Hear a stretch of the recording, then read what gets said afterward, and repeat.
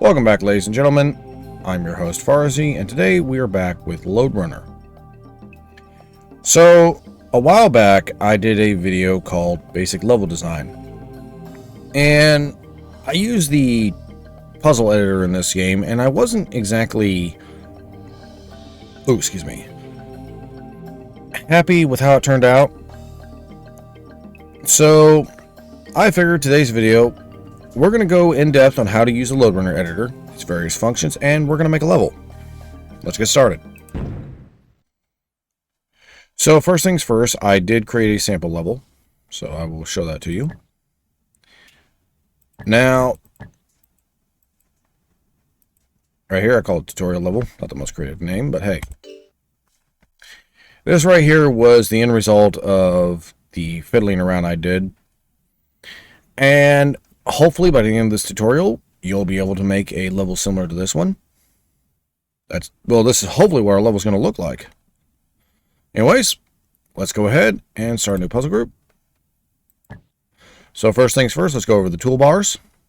So on your bottom are the basic save features. You got your load, got your save. You have start a new puzzle, which we already went over. Okay, and then you also have your add new puzzle. These basically control how many levels you have in the puzzle, whatever. You have combine another puzzle, which basically means if I was to take let's say if I was to load the previous tutorial level, like so, I would be able to add it to the puzzle group. See? Anyways, let's go ahead and drop that. Yes, I want to remove the puzzle. So this is your previous and next puzzle. Got the hotkeys, page up, page down. This is your darkness cycle. Basically, this is the day-night cycle. You can toggle for a level. I will actually show you what that does by the end of this tutorial. We have changed the background, which is purely cosmetic. Changes the music, changes how it looks. Anyways, actually, let's go ahead and do that right now. These 10 levels right here were part of the original Legend Returns. These two were added in Mad Monk's Revenge. Anyways, as much as I love the Lost City of Ur's music, I think it's one of the coolest... Oh, whoops. Turn the music off, apparently. But I think it's one of the... got one of the coolest music tracks in the original Lode Runner. Or not original Lode Runner, in the Legend Returns. But, oops. I like the aesthetic of Winter's Dungeon. Let's see. This is what I remember it looking like. You can actually change how the background looks from what they painted in. Let's go with this. I remember this one right here. Okay, there we go. See? Change the aesthetic of our tiles. Anyways, that's your rename the puzzle. Puzzle level. Basically, if you click on that, you can browse all the puzzle levels in the group. That's your start, where you don't have a runner yet. And now we have the actual editor itself. So one of the more convenient things, you can actually relocate your editor wherever you want. Let's say you want a nice minimalist view. You can just put your editor up here. I personally prefer to keep it off to the side. Or you can move it wherever. Actually, I think it's kind of convenient. Anyways, so if you're familiar with Microsoft Paint, then you should have a pretty good idea of what we're going to be going over. For the most part, there are a few tools in here that we're going to say wouldn't be part of your normal Paint program. Yeah. Anyways, so first things first, we have paint or place a tile. And it's pretty straightforward. You just paint. Oops. Had to take care of that. Anyways, erase, which is pretty self-explanatory. And the fill, or the paint bucket. See? You can fill, so Control Z, or we'll will undo the action you just took, or you can hit this swirl right here. Undo. Fun fact, one of the things I used to do when I was making load burn levels, especially early on, is I would fill the enclosed area and then just basically carve it out using the erase. In my opinion, it's a great way to make puzzles, but everyone's got their own style. So let's go ahead and go over our next two tools. We have the line tool, which is pretty self-explanatory. You hold it down, left click, you pull, and release, and look, we got us a rectangle. Not quite the way I wanted that to look. Let's go ahead and see if we can't get that a little bit longer, because we're trying to match the... Anyway, previous level. Anyways, there we go. So, now that we've got that, the other tool is the hollow rectangle. Now, this is not a tool I use too often, but you basically use it to make boxes. Or rectangles. Excuse me. Anyways. So the dropper tool is pretty straightforward. It's your copy tool. Let's say I didn't feel like going through all this. I wanted to paint more bedrock. Or not more bedrock. I wanted to paint... Yeah, we'll go more bedrock. Say I want to paint more bedrock. Didn't feel like going to the thing. Your tool selection. Voila. Paint, paint, paint. Alright. Anyways, we're going to switch back to regular turf. Now, the settings tool is something it allows you to edit certain titles. It's something we will get into later. So, you have the highlight region to be cut or copied, which basically, pretty straightforward. You just copy your tool, whatever. You can also move certain regions. I'll show you. We're going to go ahead and create a pyramid.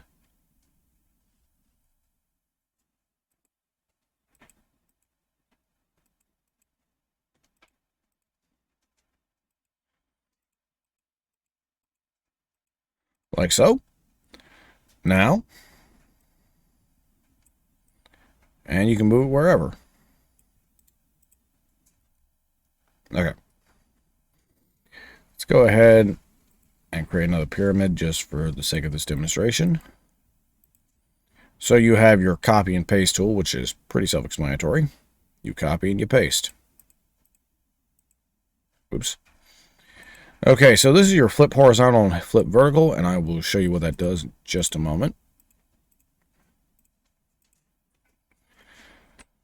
Anyways, let's say for a moment I wanted to turn this on its head.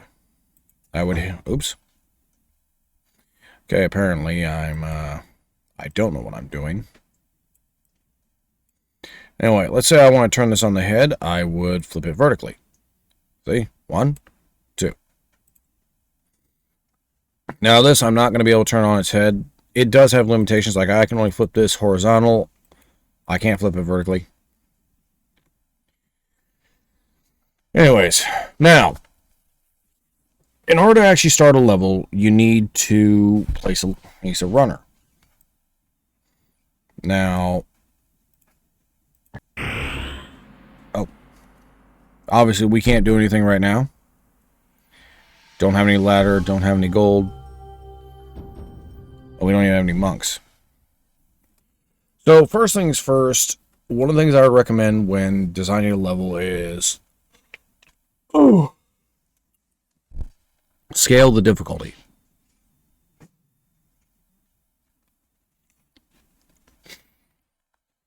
You need to scale the difficulty towards the players you have in mind. Do you want a new player who's not really going to know what the hell they're doing, or do you want a player of expert level who can basically do the puzzles by heart by now, or know how to solve the puzzles by heart?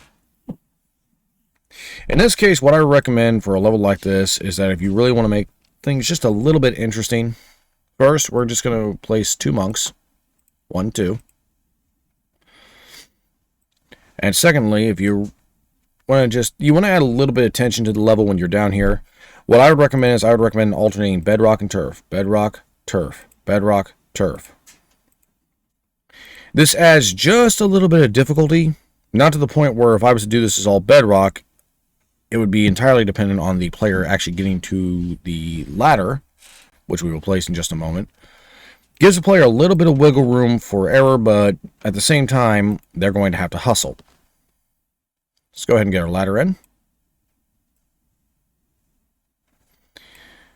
2 ladders, and go ahead and put the hand over hand bars.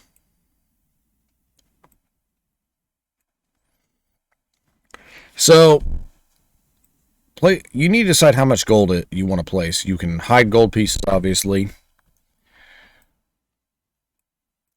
Okay, here we go.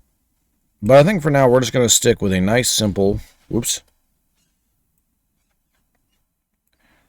configuration of, well, hand over hand bar, you drop down, get your gold, drop down, get your gold. We have to make sure to place our gate. So this is an exit ladder or invisible ladder, whatever you want to call it. And you can place it pretty much wherever.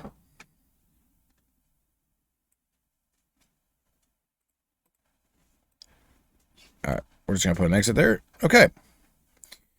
So this is your basic trappings of a Lode Runner level. You got your monks, which are used to make things a little bit more interesting. You have your gold, which is required to exit the level, and then you have your exit. Simple and straightforward.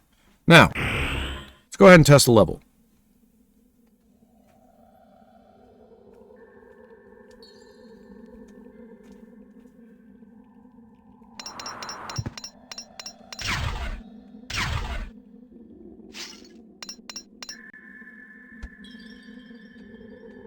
God, I like that. I like that music. I will say this much. I've come to appreciate the Legend Returns. Oh, oh, oh, oh, oh, oh.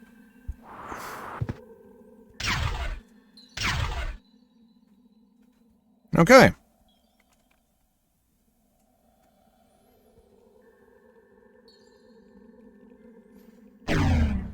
Okay, so that wasn't too tough of a level.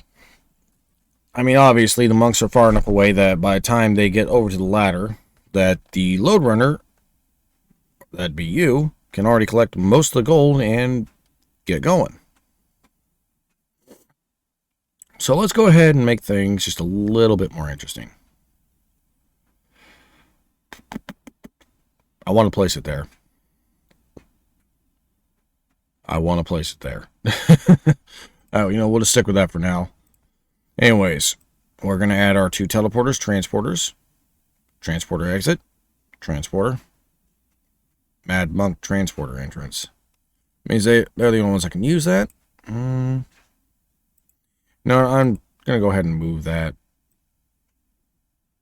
one region. Oh, whoops. My bad. I'm going to go ahead and move that one region over. There we go. Okay. So one of the things we're going to do is, I don't like where that's sitting either. Oh, nope. I don't want to do that by accident. There we go. Move that over too. Okay, so we're going to go ahead and place our gold. And once that's down... Okay. So basically what we're doing here is we're going to use the transporters to, I wouldn't say artificially extend the difficulty of the level, but just to make things a little bit more interesting. Or not artificially extend the difficulty of the level, artificially extend the length of the level, but just to make things a wee bit more interesting on the player. I know what I meant. Okay, first things first, we're going to go ahead and collect our gold.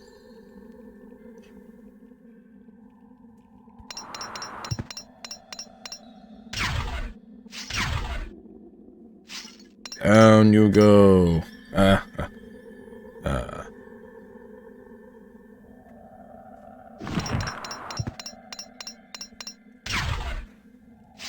Down you go.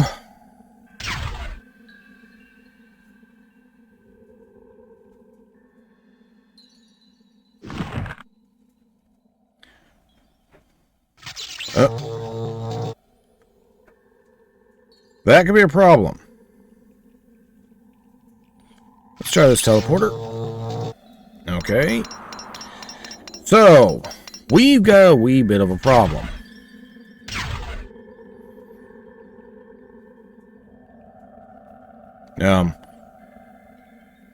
Yep. Well, I was going to die anyways.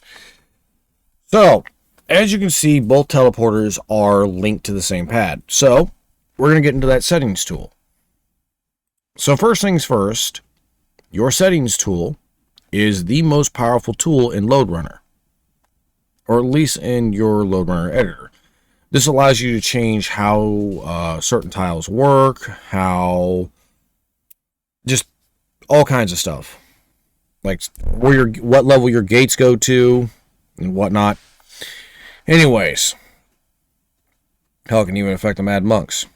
So, unlike in Legend Returns, and I'm not sure if this is due to the Definitive Edition build or whatever, but there is a line that leads you exactly towards where your item or gate, whatever, leads. Tile, gate, whatever. So in this case, let's say we have the left-hand teleporter, it goes to the left-hand side, and the right-hand teleporter goes to the right-hand side. We click, left click, and that takes care of that problem. Now you can also influence where monks spawn and all that good stuff. Anyways, let's go ahead and try it now.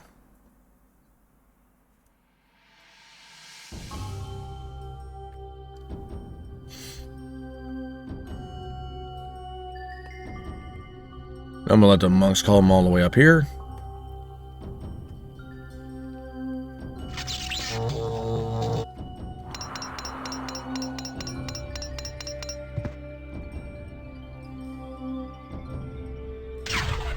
So one of the other things is that the player has to really time this stuff.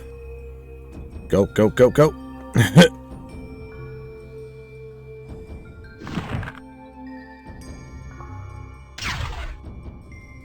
I'll let you just stay up there. Yeah, the player's got to be really good about their timing and hope that the monks are actually together. Like I said, alternating bedrock and turf gives you just a wee bit margin of error when you're playing.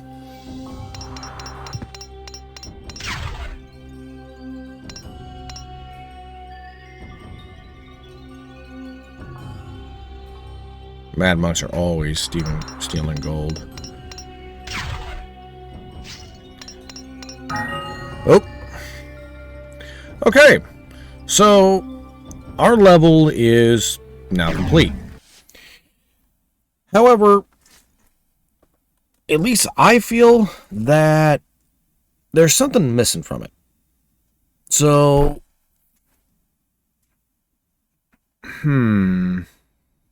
let me see. Here's what we're going to do. We're going to go ahead and move our teleporters up here.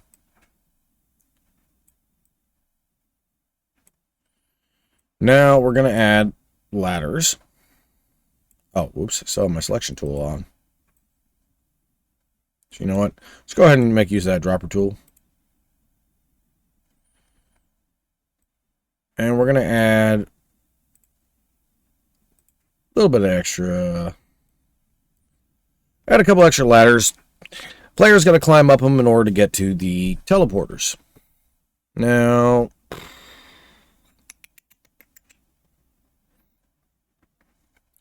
we're going to go ahead and add extra ladders. So when you do something like this, when you add extra ladders to a level, you need to make sure it's not going to render certain things redundant. Like right now, where I'm adding those ladders at, this would render this whole section right here with with your hand over hand bar, everything redundant. So what we're going to do is we're going to go ahead and erase this. Just get rid of all our gold down here. So you know what? I've always liked how these gold bars look. And we're going to put 3 gold bars. You know, we'll do the gold skulls for the other one.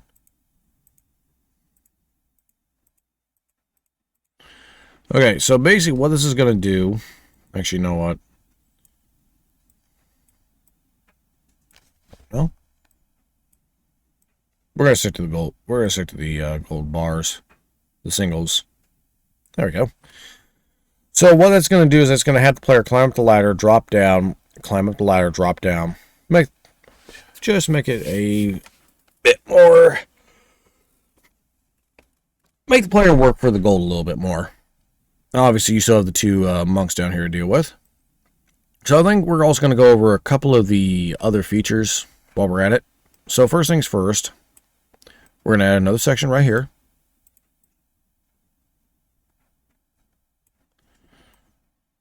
Actually, you know what? I may end up relocating that just a bit.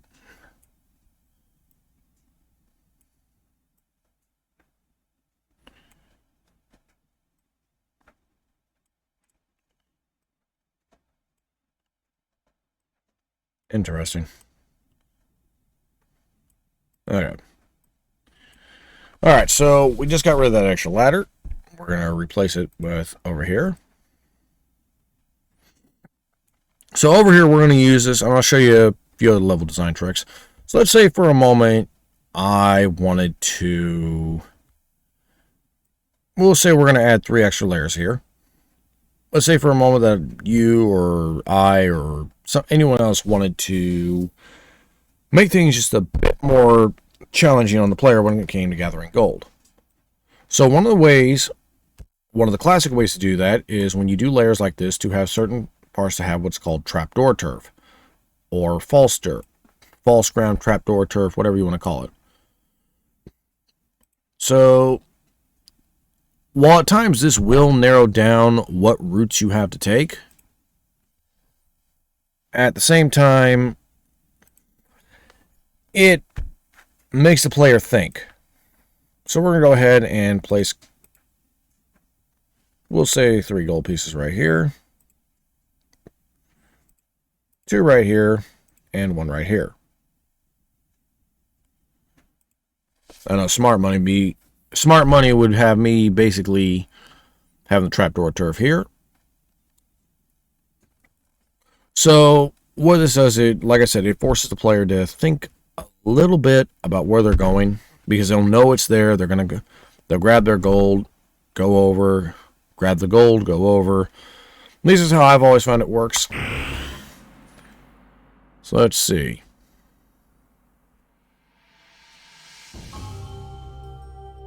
Or let's say they're beating a hasty retreat from the monks. And suddenly they drop down. Now, if you want to be really mean, you could have you can have them unexpectedly drop down into a pit full of monks, but that's just a bit too mean.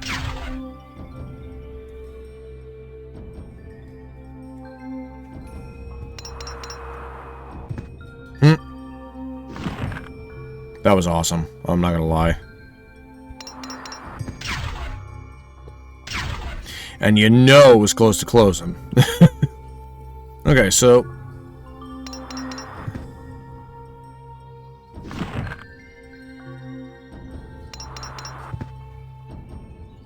Now you get over here. Thank you.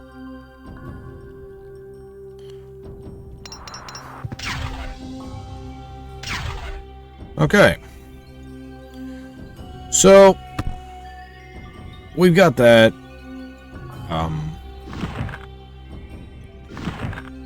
We got that down. Got the trapdoor turf like done. One of the other things that these extra ladders give us is another escape route. Now I could basically cut those ladders out and essentially force the player to compete with the monks for those 2 ladders right in the middle. Actually, that's not a bad idea.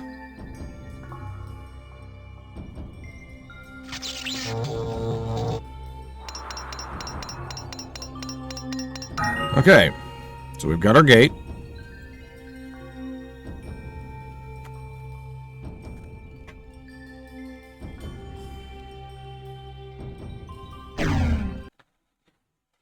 Okay, cool. So our level's complete.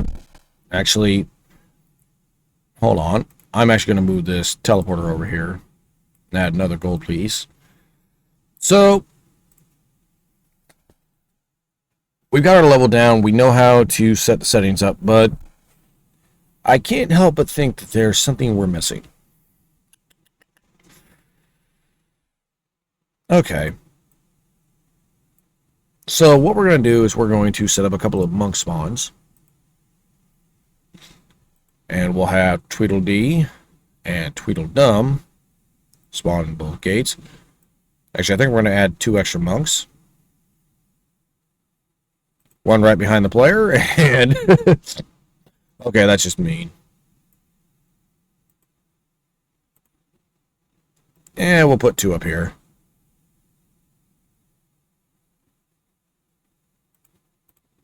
Alright. So that's one way to increase the difficulty. Just add a couple extra monks. Now, we're going to set this up so that we 2 spawn on one side, 2 spawn on the other. Okay. So what that'll do is that it'll trap the monks, and basically once you get them all trapped, it's easy pickings. But if you want to make things a little bit more interesting, we have what are called phase bricks. So the way phase bricks work, and I'm actually going to save this level as tutorial level 2.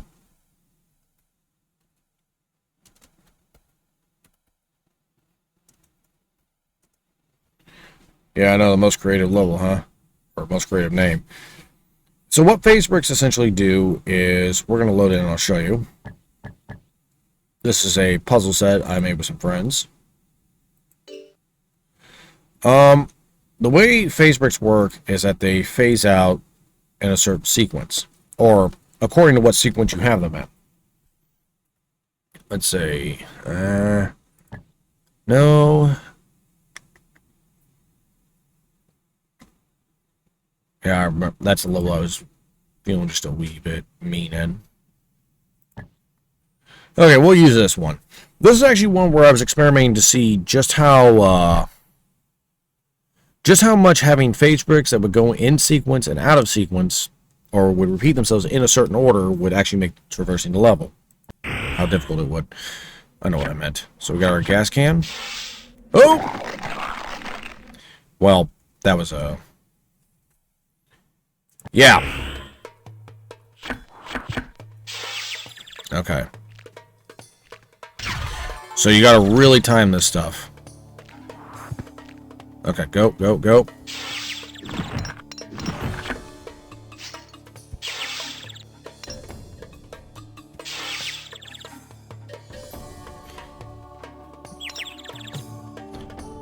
Yeah, see, if I time it just right, or I have to time it just right, otherwise I will wind up falling victim to my,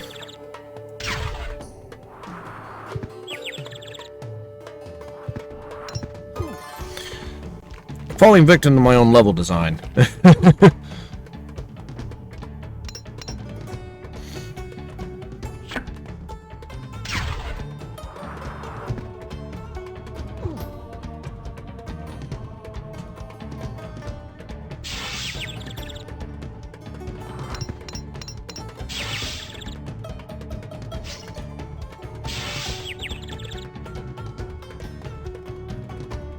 Alright, there we go. Yeah, I gotta move fast. Basically, this level was meant to be something of a, okay, I'm not gonna lie to you, it was just an experiment. I think this is... oh! Anyways, yeah. So, you can actually use it to make traversing a level very interesting. You can make it so the player has to time things, all kinds of stuff. Anyway, let's go ahead and go back to our original puzzle group, tutorial level 2. I'm sorry, it's usually easier if I show people what it does, but one of the other options you have is the exit phase brick. So the way that works is that when you exit the level, that phase brick will open up. So in this case, if there are any monks in here, it will open up at the end of the level. Anyways, let's go ahead and get started and see how this works.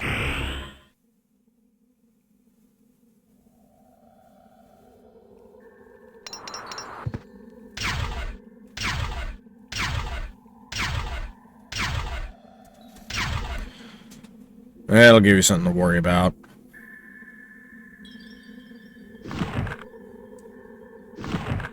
Okay. So we got all but one of them. I'm just going to stand on him for a moment.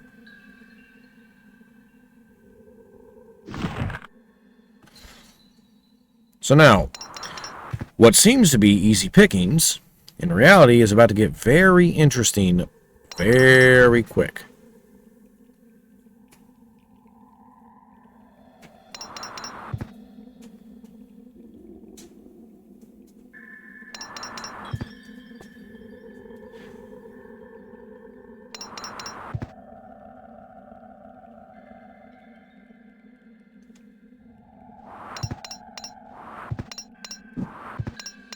Now, obviously, unless your players played the level before, they won't know to do that, but we're cheating because we're the level designer. I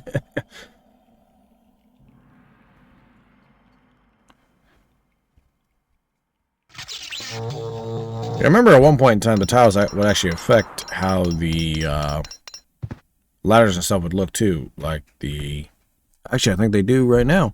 Like the ladders would have what looked like a little bit of snow on them. And whatnot. Okay. So we just finished the level. And there we go. Now, if the monks had continued going down that center ladder, that would have been a little bit more difficult. Okay.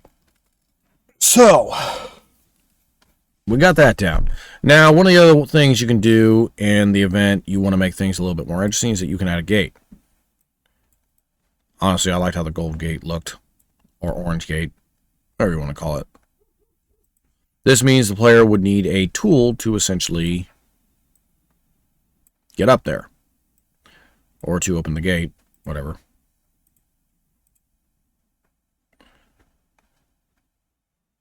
Okay, we're going to save. Okay, so unless you have a key, you're not going to be able to open that gate. And if you want to be really mean, you can bury the key.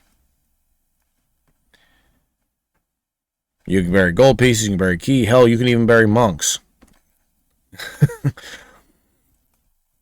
Here, I'll show you. It was a really interesting find when I did that. And I discovered that entirely by accident, see? Anyway. But we've already got enough monks on the level. Never did place that orange key, did I? Okay.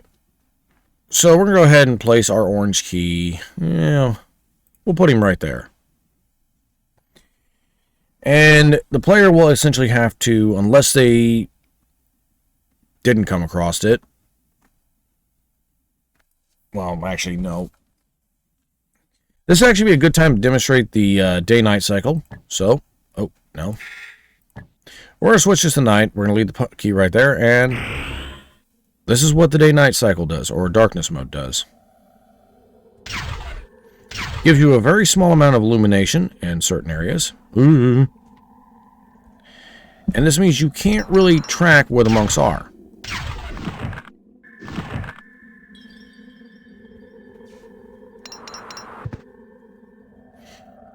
But it also makes you just a wee bit more cautious when you're... Oh. Well, I was say, depending on how the level's configured and what all it does make you just a wee bit more cautious. Okay. We got our key.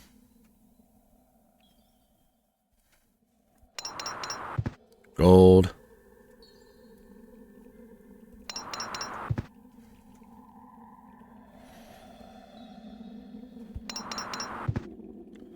Gold.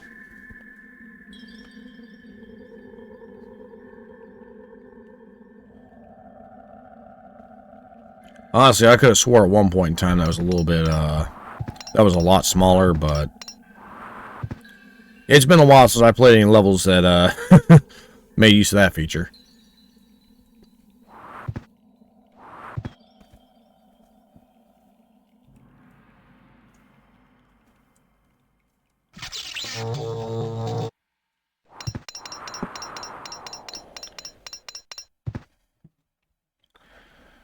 Now we're going to be a bit on the cautious side.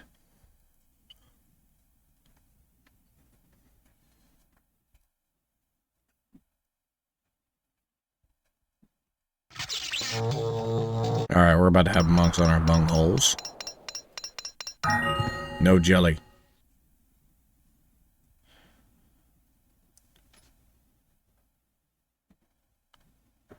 Alright, oh. Okay. That was actually a lot easier than I thought it was going to be.